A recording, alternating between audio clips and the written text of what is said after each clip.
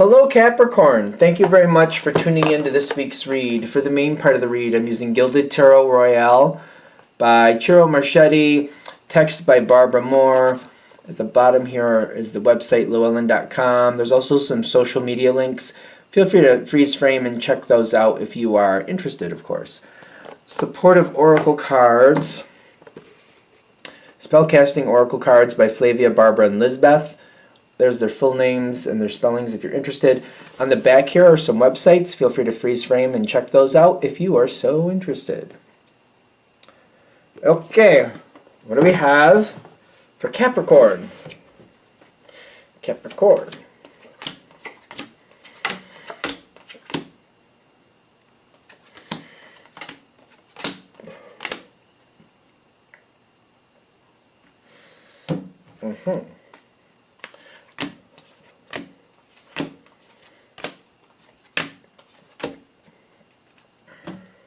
Okay.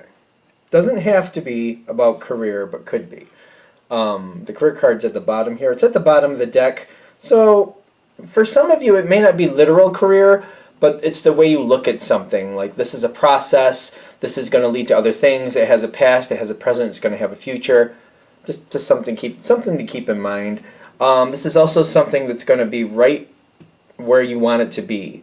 Whatever this is that you're a part of, you weren't looking for it when it came in. This is interesting.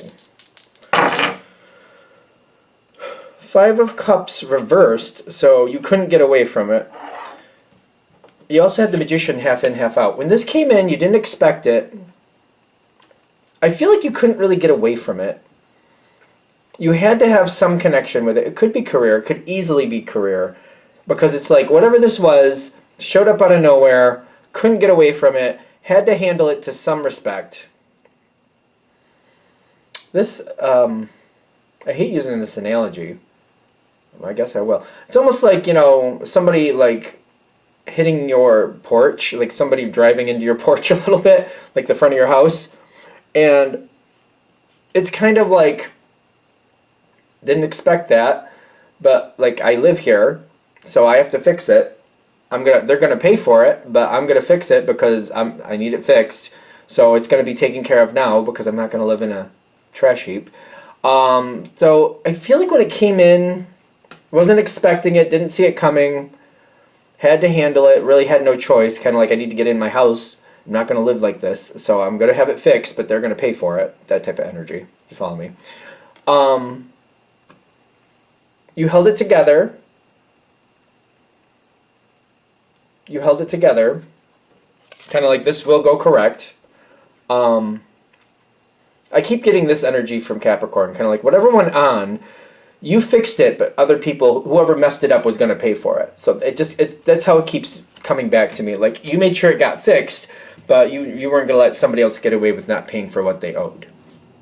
That was that. But in the same token of whoever, like if we're going to use that analogy, which is, I'm cringing at it, but somebody ran into the front porch of your house with their car. You had to fix it.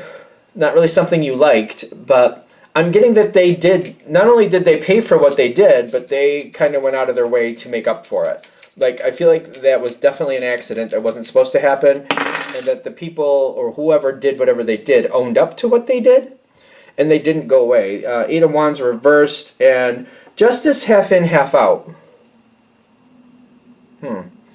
They owned up for something, but I feel like as you got to know them, it's kind of like they hit your front porch with their car, and they paid for it, but it's kind of like they just got their car fixed, and whoever fixed their car didn't correctly fix it. That's why they couldn't stop, and they had to either hit your porch or hit a person. So they chose your porch, and it's kind of like it's not fair that they paid for everything. The reason why that was wrong, I feel like it's kind of what I'm looking at. It's like whoever fixed the car got away with it. They didn't pay for anything. The person driving the car, maybe who owned the car, paid for everything. And it's kind of like, but that person didn't do what they were supposed to. That person did an incorrect job, and that's why that's why the whole thing happened. It's got some levels to it, this situation. I know it's an analogy, but hopefully it's easy to follow. Because I feel like it says reconciliation, but I keep getting like, I don't know if you've, I don't know, maybe it could be literal reconciliation with somebody, but I'm getting like creating a bond with somebody. Creating a bond with somebody, and this energy kind of matches you because they didn't like make you wait. They just paid for what needed to be paid, and whatever connection beyond them had responsibility for the situation, they kept that their own thing. They didn't make that part of your thing. They paid you for what was wrong. They paid you for the part that they had a hand in, and now they're dealing with it on their side, the rest of it, but that's not going their way. I feel like you're aware of this. This is an interesting one. I wasn't expecting it to go this way.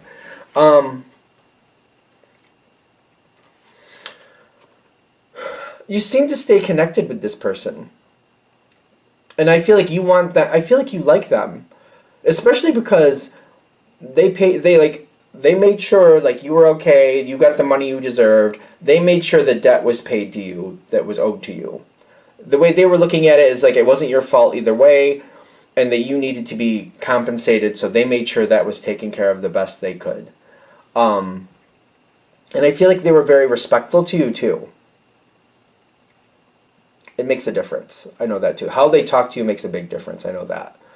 I feel like you actually like this person because of how they're handling the situation. Did you like the damage that happened to your porch? Definitely not. But I feel like you are very realistic and kind of like, I see why it happened. I see the choice that happened and why that carried out. And also I've been compensated, and the person who is compensating me is being very respectful. It's the best it could go at this point for what happened.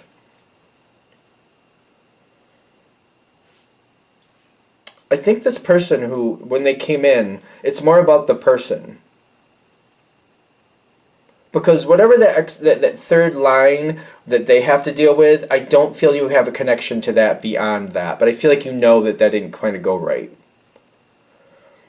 But, like, I feel like I like this person and I want to keep them in my life. And I do feel like I'm working to try to do that. They just randomly showed up in my life. We dealt with some things. Could be a work thing. I know the analogy I'm using is not a work analogy, but it could be a work thing. I feel like I'm trying to keep this person connected to me because I like how they treat me. I like that. So I'm trying, I got this over here, I got the Seven of Wands. Like, I'm trying to keep them in my life. I want to keep them in my life because they're the quality of person I try to keep close. They're not every day. This is not an everyday person that's that respectful and holds up to things the way they should be done.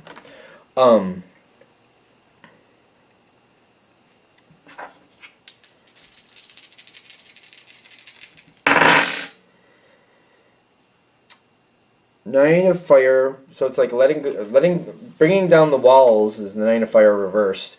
Judgment half in, half out, and then the Four of Wands and the Beauty.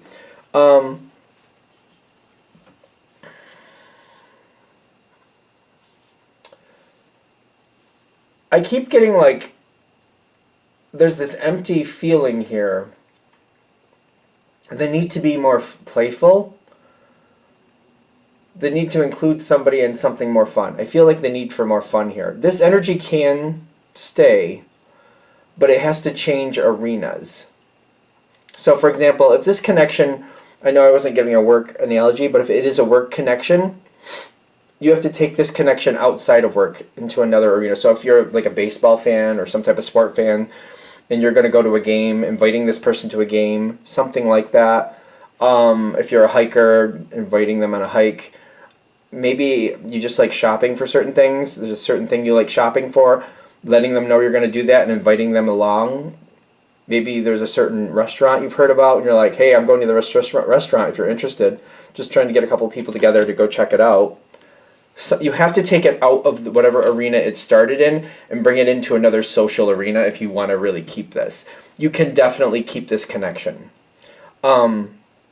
We got to walk away from the other connection and move it into the new connection if you want to keep it. I do feel like this could work because this person likes you too. They don't have a lot of people like you in their life. So I do feel like they like you too and they would like to do that. It does seem like it's open. I get the Six of Cups, which is kind of like a history card.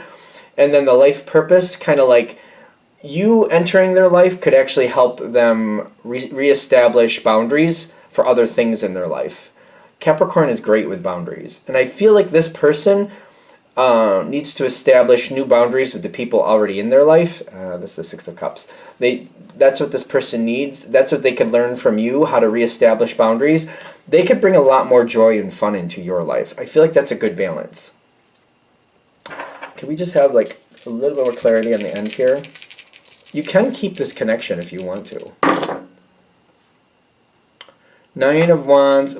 See, the Nine of Wands left. We have to move out of one arena and pull it into another. So we want to pull it into another. So it's like the Nine of Wands reversed is like letting go. The Nine of Wands showing up later is like reestablishing a boundary, but like making this like instead of making this, for example, a work connection, making this a friendship connection, changing where this person actually fits in your life.